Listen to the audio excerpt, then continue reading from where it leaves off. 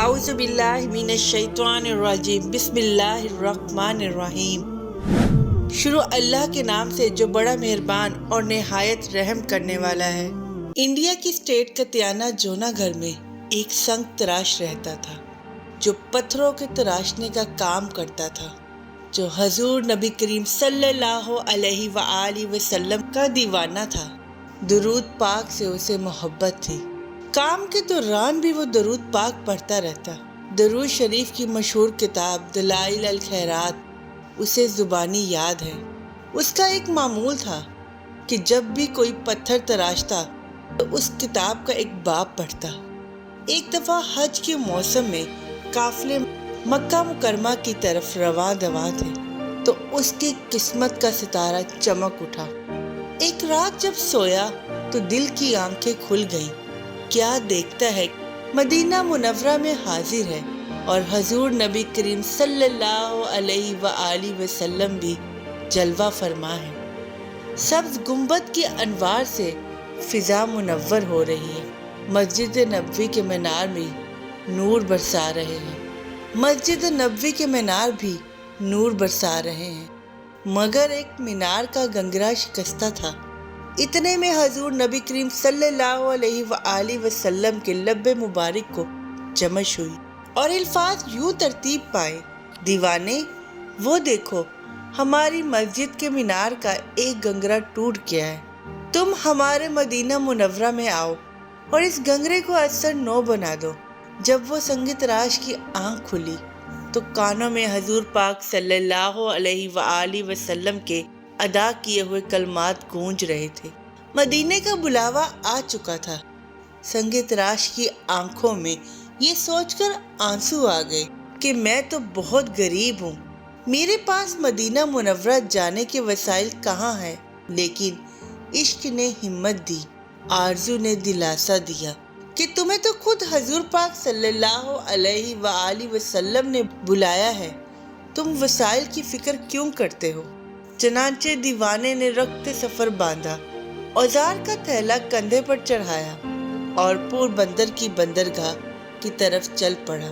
ادھر پور بندر کی بندرگاہ پر سفینہ مدینہ تیار کھڑا تھا۔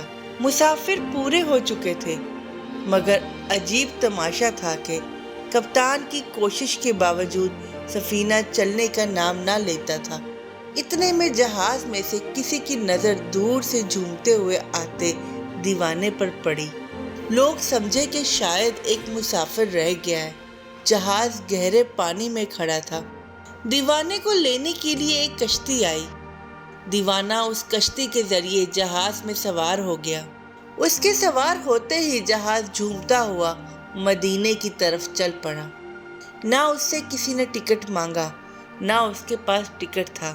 بالآخر دیوانہ مدینہ منورہ پہنچ گیا۔ اب دیوانہ جھومتا ہوا روضہ رسول صلی اللہ علیہ وآلہ وسلم کی طرف جا رہا تھا۔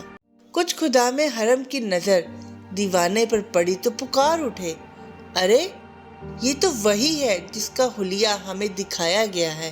دیوانے نے اشک بار آنکھوں سے سنہری جالیوں پر حاضری دی، پھر باہر آ کر خواب میں جو جگہ دکھائی گئی تھی اس کو دیکھا تو واقعی یہ گنگرا شکستہ تھا۔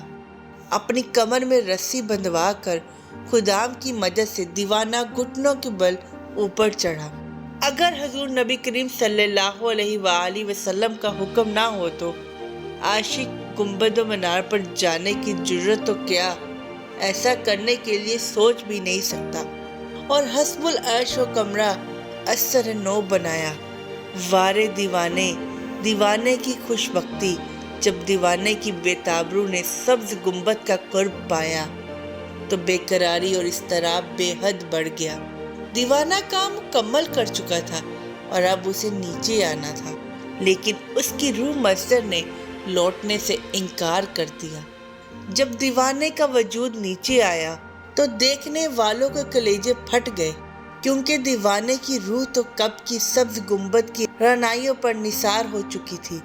دیوانہ دم توڑ چکا تھا، وہ بھٹک کے راہ میں رہ گئی، یہ مچل کے در سے لپٹ گئی۔ وہ کسی امیر کی شان تھی، یہ کسی غریب کی بات ہے۔ جب تیری یاد میں دنیا سے گیا ہے کوئی، جان لینے کو دلہن بن کے قضا آئی ہے۔ مبارک کیا قسمت تھی اس عاشق رسول صلی اللہ علیہ وآلہ وسلم کی، جسے سرکار نے خود اپنے روضے پر بلایا، اپنے دربار میں بلایا، اور اس کی روح اس عظیم مقام پر پرواز کر گئی جہاں پر جانے کے لیے لوگ بے تاب ہوتے ہیں۔